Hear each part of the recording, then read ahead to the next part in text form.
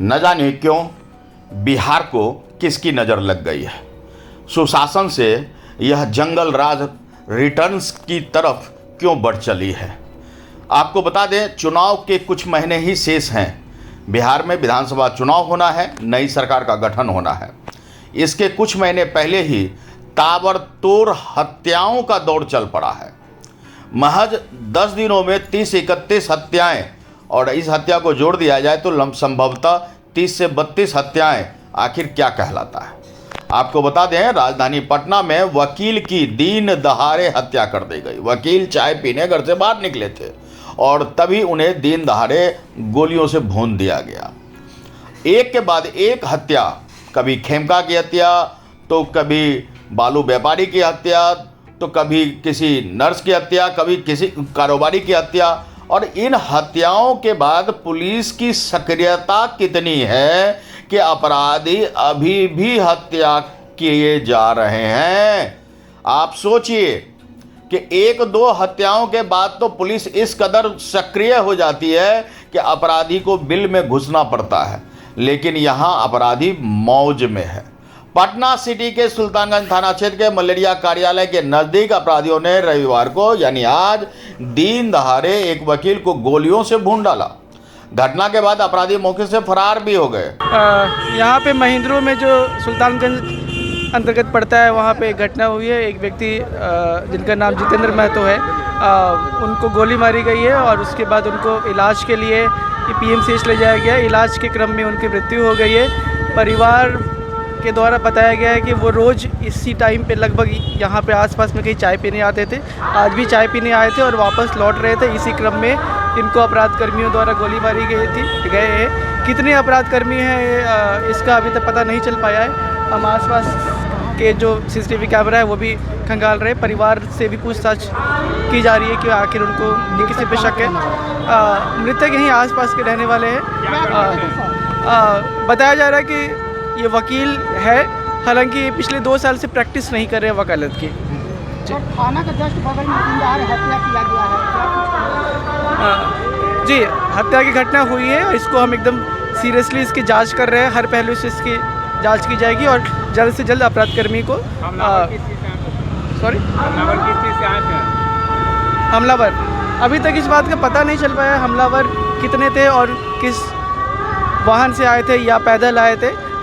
इस बारे में जांच की जा रही है। घटना लगभग आधे घंटे पहले की है। घटना की सूचना मिलते ही पुलिस की टीम यहाँ पे आ गई। SDPO साहब भी आए, उसके बाद मैं खुद यहाँ पे आया और हर एंगल से इस बात की जांच पड़ताल की जा रही है।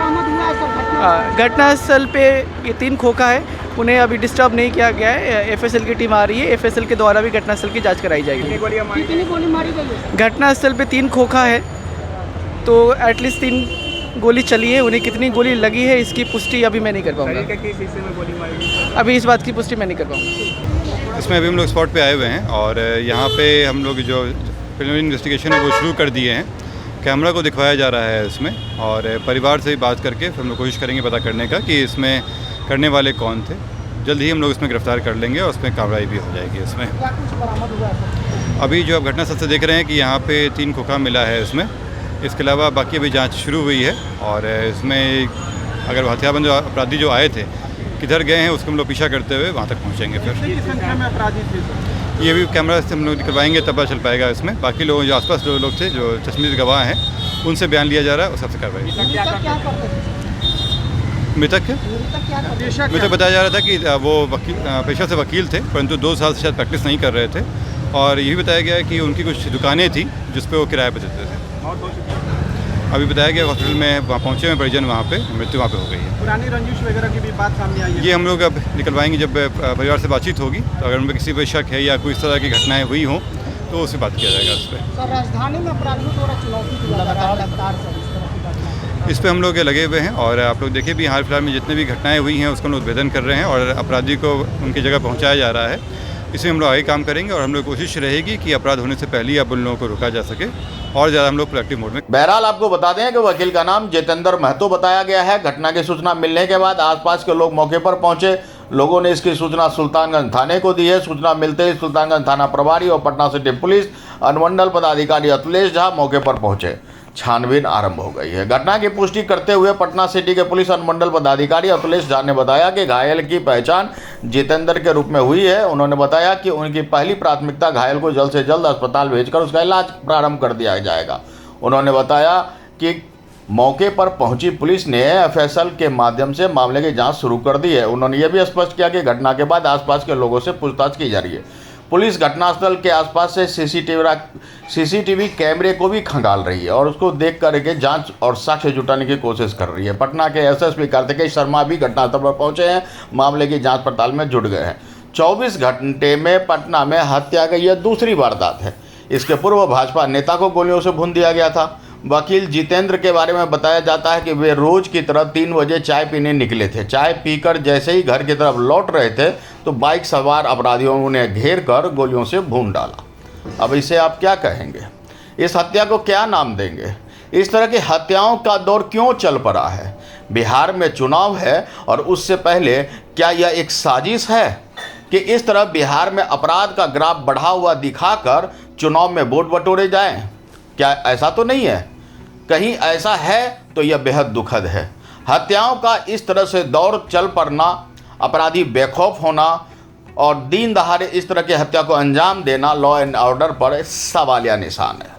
जवाब ढूंढिए कि आखिर ऐसा क्यों है।